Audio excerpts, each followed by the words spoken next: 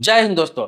आजकल कई वीडियो के कमेंट में ये सवाल जरूर आते हैं कि मैंने अपने रिश्तेदारों को या फिर मैंने अपने दोस्तों को पैसा दे रखा था, 20,000, 25,000, 50,000, 1 लाख जो भी है मैंने दे रखा था, लेकिन मेरे पास कोई सबूत नहीं है।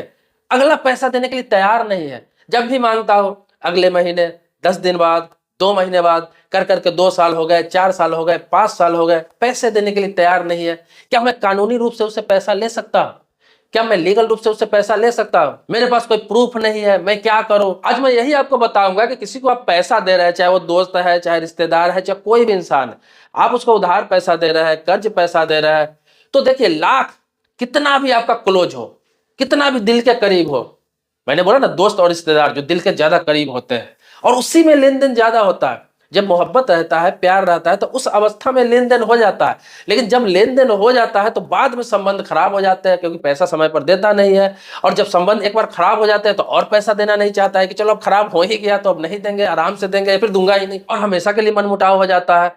तो आप अगर किसी को पैसा दे रहे हैं, दोस्ती में दे रहा है या फिर रिश्तेदारी में दे रहा है, कितना भी क्लोज हो चाहे ऐसे दे रहा है, आपको बता दूं कि आप जरूर एक प्रूफ बनाकर रखें, क्योंकि अगला आने वाला वक्त 6 महीने बाद, 1 साल बाद, 5 साल बाद उस रिश्तेदार से, उस दोस्त से आपका कैसा संबंध रहता है, पैसा वो लौटाता है या नहीं लौटाता है, फिर आप उससे कैसे कार्रवाई करेंगे या फिर किस तरीके से लेंगे, आपके पास प्रूफ क्या रहेगा, सबूत क्या रहेगा। आप किसी को कैश 50,000 रुपया दे दिया, आपके पास प्रूफ नहीं है, आपने दोस्ती में दे दिया, रिश्तेदारी में दे दिया, पैसा नहीं दे रहा है, क्या करेंगे? आप कुछ नहीं कर सकते। किसी को बोलेंगे अभी तो बोलेगा अरे झूठ बोल रहा है, या फिर यही बोलेगा कि दोस्ती में दे दिया था, जाने हो जाने, उसका काम। आज मुझे कहने आया, देते टाइम तो कहने नहीं आया, जब नहीं दे रहा है तो मुझे बताने आया। ऐसे अक्सर सुनने को मिलता है। पहले मैं आपको बताऊंगा कि देते समय क्या क्या सावधानी बरते, और उसके बाद बताऊंगा कि आपने दे दिया है, नहीं दे रहा है तो क्या लीगल एक्शन लेंगे।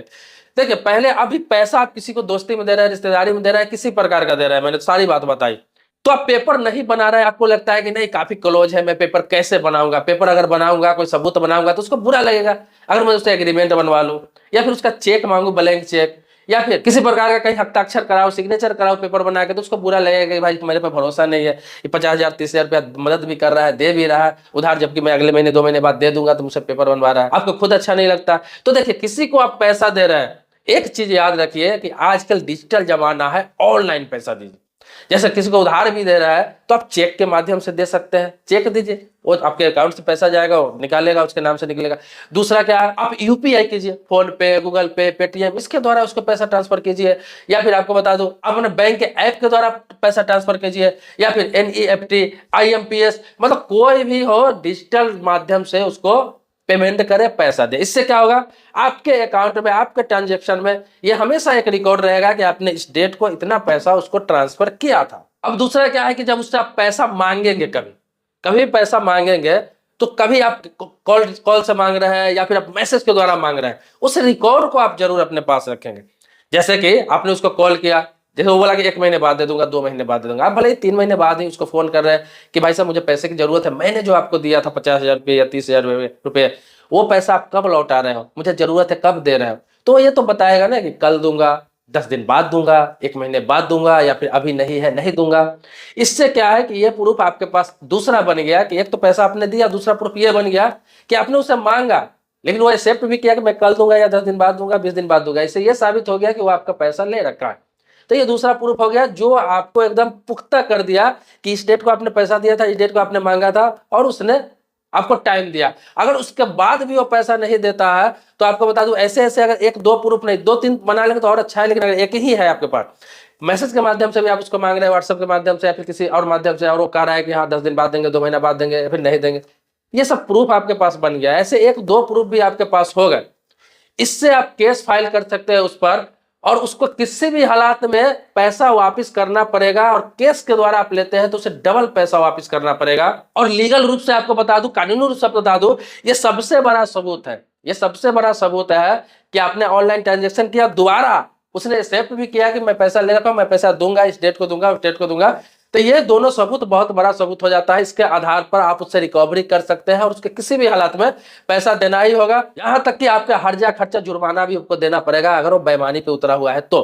तो जो भी लोग किसी को पैसा दे रहे हैं, 1 लाख कितना भी क्लोज है, कितना भी क्लोज है, कितना भी अभी यारी है, भाई संबंध एक दिन सबके खराब होते ही हैं। ईश्वर करे ना खराब हो, लेकिन होते ही हैं, वो हो ही जाते हैं, किसी न किसी पैसे में हो ही जाते हैं, पैसे के लेन देन में। तो आप ऐसा जरूर करें, कैश में किसी को आप मोटा पैसा 20,000, 50,000, 1 लाख, 2 लाख सीधे मत पकड़ा दे, क्योंकि वो पैसा नहीं देगा, आप उसको कुछ नहीं कर सकते हैं, कभी भी कुछ नहीं कर सकते हैं।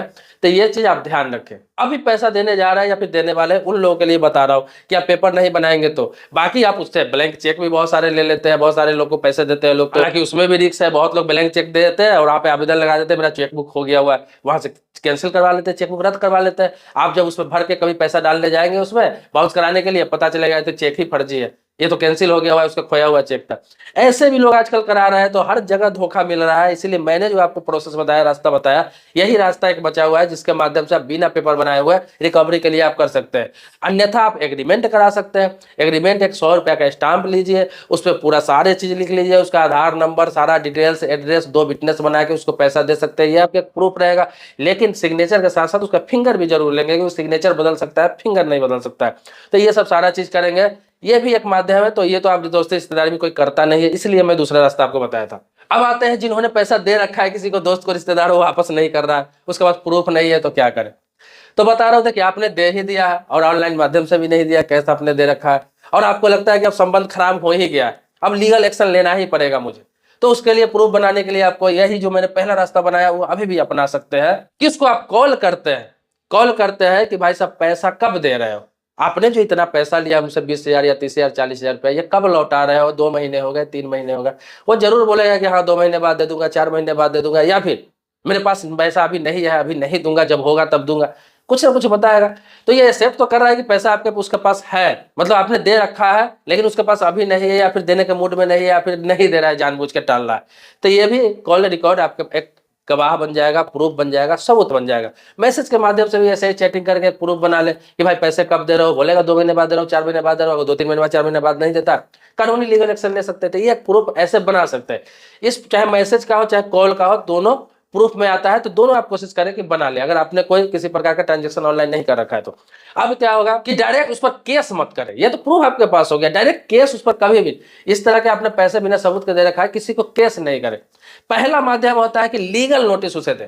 ये केस नहीं होता, ये लीगल नोटिस होता है, जो आप एडवोकेट के माध्यम से दे सकते हैं। आप डायरेक्ट भी दे सकते हैं, लेकिन एडवोकेट के माध्यम से देंगे, वकील के माध्यम से देंगे तो प्रभाव पड़ेगा। वो अपने हिसाब से लिखेंगे, उनके लेटर हेड पे जाएगा और उस पर प्रभाव पड़ेगा। वो उस वकील से ही संपर्क करेगा या आपसे संपर्क करेगा। उसमें क्या है, लीगल नोटिस में सारे चीज लिखा रहता है, कि उसमें सारे चीज लिखेगा। एडवोकेट ये बात लिखेगा कि मेरे क्लाइंट से तारीख इतने इतने को आपने इतना पैसा लिया था, इतने दिनों में वापस करने का आपने वादा किया था, अब मेरे क्लाइंट को पैसे की आवश्यकता है, आपसे पैसा मांगा जा रहा है, आप टाल मटोल कर रहे हैं, पैसा नहीं दे रहे हैं या फिर देने के मूड में नहीं है। आपको ये 15 दिनों का समय दिया जाता है। लीगल नोटिस में 15 दिन का ही ज्यादा समय दिया जाता है, हो सकता है कोई कोई 1 महीना का भी देता है, लेकिन उसमें लिखा जाता है कि 15 दिन का समय आपको दिया जाता है। अगर इस 15 दिनों में मेरे क्लाइंट का पैसा आप वापस नहीं करते हैं, सेटलमेंट नहीं करते हैं, समझौता नहीं करते हैं, तो आप पर मुकदमा किया जाएगा, आप पर इसके बाद डायरेक्ट केस किया जाएगा। अब क्या है, लीगल नोटिस जब अगले को मिलता है वकील के माध्यम से, तो उसको ये चीज लगता है कि मैंने पैसा ले रखा है, वकील के माध्यम से लीगल नोटिस आया है। अगर वो उसका जवाब नहीं देता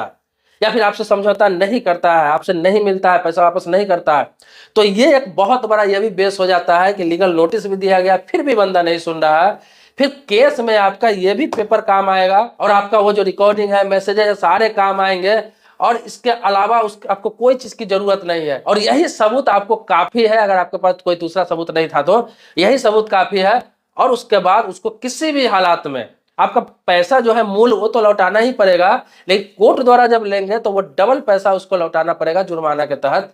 और उसके बाद अगर कोर्ट की तरफ से आदेश हो जाता है पैसा लौटाने के लिए, उसके बाद भी नहीं लौटाता है तो जेल के हवा भी खाना पड़ेगा। तो इस डर से सेटलमेंट लोग कर ही लेते हैं कि चलो मूल जो पैसा है कम से कम वही तो बंदा मांग रहा है, लौटा दो। आप चाहे तो अपना हर्जाना खर्चाना भी उससे मांग सकते हैं, जो खर्च आपका हुआ या फिर जो परेशानी हुआ, जो आपका लॉस हुआ, वो भी एक्स्ट्रा उससे डिमांड कर सकते हैं।